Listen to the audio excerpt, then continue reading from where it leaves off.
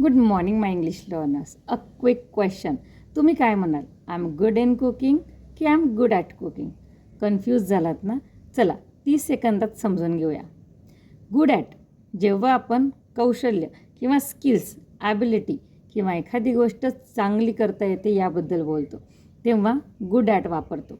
हे उत्तर देतं तुम्हाला काय चांगलं करता येतं.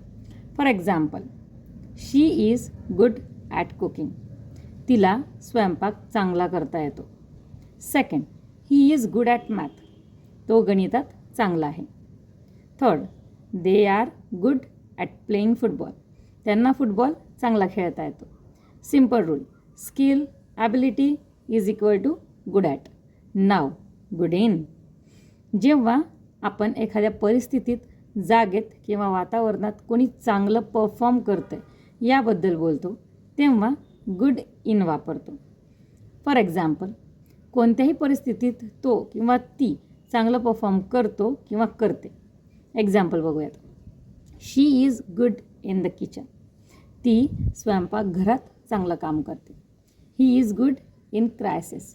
तो कठीण परिस्थितीत देखील चांगल्या प्रकारे हाताळतो. She is good in interviews. ती मुलाखतीमध्ये चांगलं परफॉर्म करते. So simple trick, skills is equal to good at and situations, condition is equal to good in. Now your turn. What will you use? I am dash dash in cooking. Comment your answer. Save for later practice. Follow Gurukul Academy for daily English tips and speaking practice. Thank you so much.